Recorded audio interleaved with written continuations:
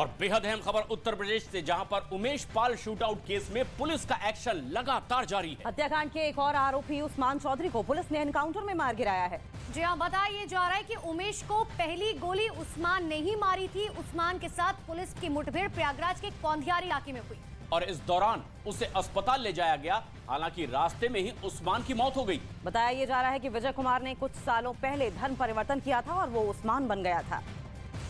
और यूपी के ADG law and order Prashant Kumar ने न्यूज 18 इंडिया से बातचीत में कहा कि धर्म परिवर्तन की बात सामने आ रही है।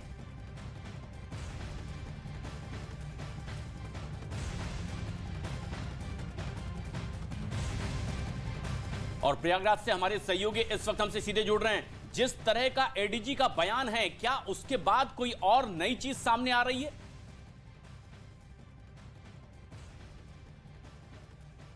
देखिए, मैं आपको बता दूं कि इस वक्त मैं मौजूद हूं एसआरएन अस्पताल के मोर्चरी में और यहां पर उस्मान का शव फिलहाल रखा गया है। पंचनामा कर पोस्टमार्टम की कार्रवाई थोड़ी देर में शुरू होगी।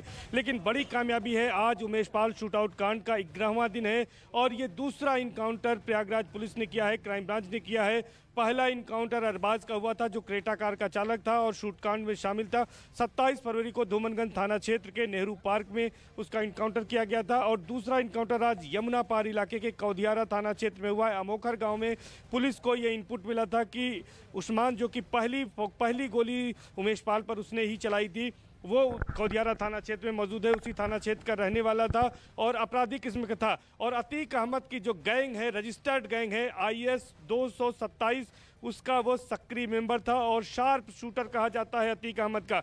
विजय चौधरी इसका नाम है, लेकिन अतीक अहमद गैंग में शामिल होने के बाद इसने धर्म परिवर्तन कर लिया था और इसका नाम बदलकर उस्मान कर दिया गया था। तो फिलहाल विजय चौधरी उर्फ उस्मान अब ढेर हो चुका है। इसे सबसे पहले CSC कौधियारा ले जाया गया, जहां पर डॉक्टरों ने प्राथमिक उपचार के बाद एसआरएन अस्पताल के लिए रेफर किया गया था।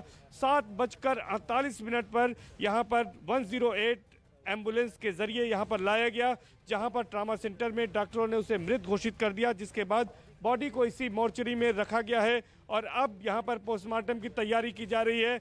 और ये माना जा रहा है कि दोपहर तक प्रयागराज के police commissioner Ramit Sharma press conference कर पूरे मामले का खुलासा करेंगे और विस्तार से इस मामले में जानकारी देंगे कि क्या कुछ इसमें हुआ है, कितने आपराधिक मुकदमे उस पर दर्ज थे और उसकी क्या भूमिका थी। लेकिन न्यूज़ 18 के पास जो एक्सक्लूसिव जानकारी है वो यही जानकारी है कि उमेश पाल पर पहली गोली इसी ने चलाई थी और इसने ये वायदा किया था जिस समय कॉन्स्पिरेसी हुई थी, षड्यंत्र हुआ था कि वही पहली गोली चलाएगा।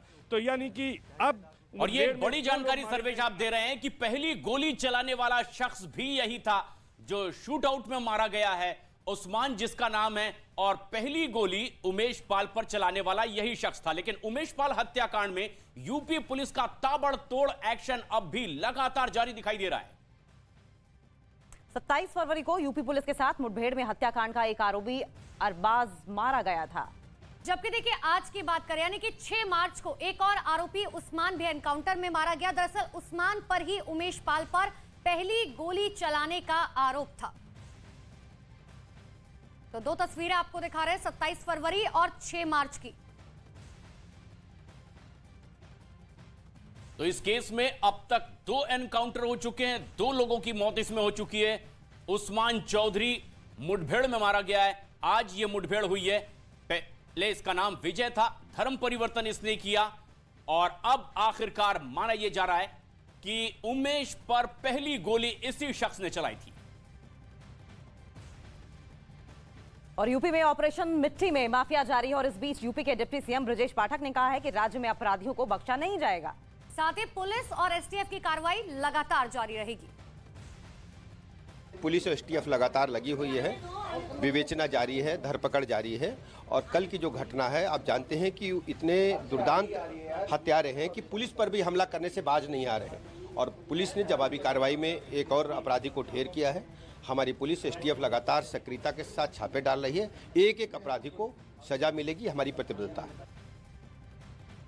तो डिप्टी सीएम को आप सुन रहे थे, अब आपको 3 तस्वीरें दिखाते हैं कि आखिर सिलसिलेवार तरीके से कब क्या कुछ हुआ, किस वक्त मुठभेड़ हुई, कितने लोग जो हैं अब तक एनकाउंटर में मारे जा चुके हैं। आज देर दरअसल रात बताया जा रहा है जिस वक्त ये एनकाउंटर हुआ था। और पहली तस्वीर जो आप देख रहे हैं, ये तस्वीर उस्मान चौधरी की है जिसका नाम विजय बताया जा रहा है। अब देखिए 3 तस्वीरें, 27 फरवरी को मुठभेड़ हुई थी, जब पहला एनकाउंटर हुआ था।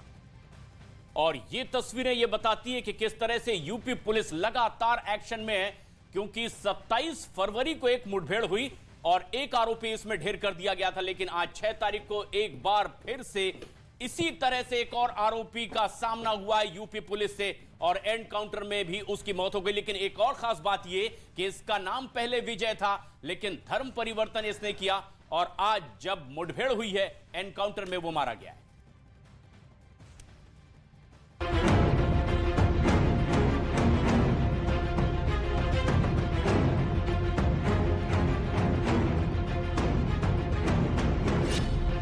यूपी में ऑपरेशन मिट्टी में माफिया,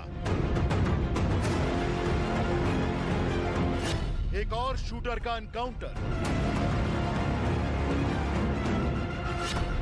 आरोपियों की तलाश में ताबड़तोड़ छापे।